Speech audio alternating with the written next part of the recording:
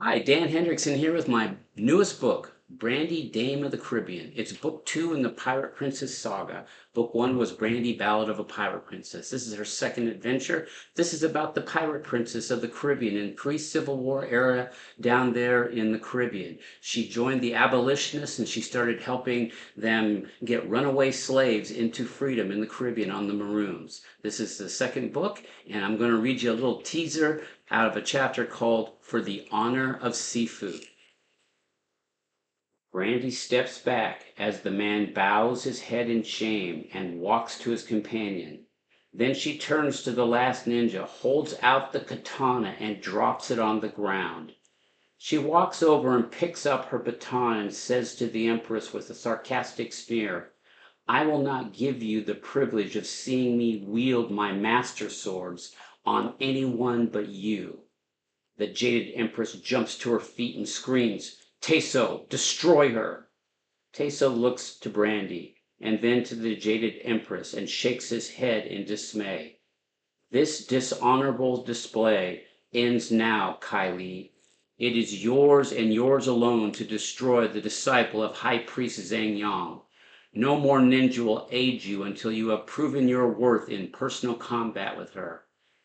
Brandy sheathes her batons, places her right fist in her left palm before her face, and bows in the Shaolin show of respect. Teso reciprocates with a similar bow and walks off to join the rest of the ninja. Brandy turns to the jaded Empress and points her hand at her. "The swords you have are not yours to wield. Give them to me, or face the consequences." With rage pouring out of every part of her, the jaded Empress stands and removes her outer garments, revealing her emerald battle robes she so famously is known for. She adjusts the dual scabbards on her back containing the master swords and steps away from her chair. Slowly she reaches back and unsheathes the weapons and takes her stance. Brandy steps up to her, reaches back and retrieves her swords and crosses them before her face, bows slightly, and steps back into the Shaolin fighting stance Zhang had trained her to take when confronted with the traditional duel. The two women stare at each other for a moment, sizing each other up. Brandy notes Callie's stance, which is similar to hers, but not exactly the same. She surmises it is the influence of the ninja in her training, which has altered it for her. Callie lets out a primordial scream as she arcs both swords over her head and blasts into Brandy, aiming to slice her head from her body. Both of Brandy's swords arc up and out, catching each opposing blade simultaneously. Brandy lifts her knee to her chest and thrusts a front kick into Callie's stomach, propelling her backward.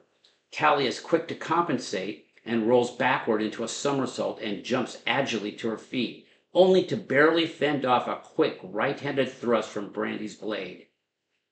She presses the attack with swift, harsh slashes and thrusts, causing Brandy to back up defensively and blocks. Callie's power is almost overbearing as she chases Brandy around the court, slashing and hacking. Brandy recognizes much of Zhang Yang's teaching in Callie's fighting, but she also sees something else. There is a harshness and barbarity to her movements that seem incompatible with the smoothness and graceful fluidity of the Shaolin way with the sword. Though Brandy drew first blood with her block and front kick, she knows if this goes on too much longer, her strength to defend will wear away and Callie will be victorious. All the while, she is maintaining the cool calmness she has fought so hard to achieve in combat over the years. Her mind is a calculating machine, seeing each move Callie makes and instantly meeting it with a counter. Suddenly it dawns on her. The discussion she had with Zhang on the cannon deck of Nassim's ship, what he had said about her mother, how to this day if she were to meet her in combat, even with all her training with Zhang, she still would be challenged by confronting all the rage. He says, "There are some things worth getting angry over, Brandy. You must know how to channel that power and make it do what you want it to do. She thinks about John, the children, Ralphie and Devontae, how her children were kidnapped by her, by this witch, and held hostage just to bait her, while arcing and weaving the master swords, blocking and countering Callie's ferocity. Brandy's intense green eyes take on a fiery hue, and a volcano of passion rises from her being. She has not felt like this since she tore into Don Lamoche, cutting off his hand and poking out his eye after he killed the man she thought was her father, Eric Erasmus, the Plague. Letting out a guttural scream of passion, Brandy throws off Callie's attack and starts hacking at her with her own ferocity and power. Stunned, Callie jumps back, endeavoring to regroup, but to no avail. Brandy practically catapults herself at Callie and catches her left-hand master sword in an upper arc with her right and twists violently out, then hammers down on it with her left. The sword flies out of Callie's hands and lands over by the ninja who are surrounding Brandy's people. Brandy now has the advantage with 2 swords over Callie's 1. Callie looks over to the ninja holding her sword and is tempted to order him to throw it back to her. Brandy sees this nonverbal exchange and steps around and places herself between the two, looking at Callie while pointing to the sword. That now belongs to me. Keeping her eyes fixed on Callie, she points to John with her sword. Give it to my husband. Teso steps forward and points it to John as well. She is right. The jaded empress has lost 1 sword. It belongs to the pirate princess. Do what she says. The ninja gives a slight bow and walks over and hands it to John. Brandy waits until the ninja walks back. Then she resheathes both her sword. Reaching inside her robe, she pulls out her Shaolin battle fan and flicks it open.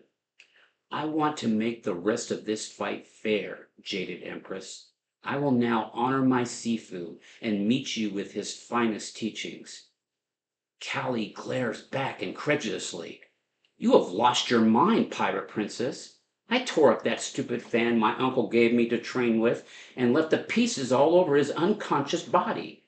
Now I will kill you and retake my sword and yours as well. Brandy waves Callie forward with her free hand. Very well, jaded water buffalo. Let's do this. Brandy sees that Zhang's metaphor about the butterfly's ability to defeat the water buffalo hits home. Callie lets out a blood-curdling scream and launches into Brandy with her single master sword arcing and slashing before her. Brandy deflects the first slice to her face by tapping the blade on its flat with the metal stem of her fan. She then rakes the fan's razor-sharp edges across the front of Callie's blouse, shredding the garment's fine Shaolin embroidery. Brandy hops to the side and smirks. You have no right to wear the robes of one who has earned a Shaolin master sword.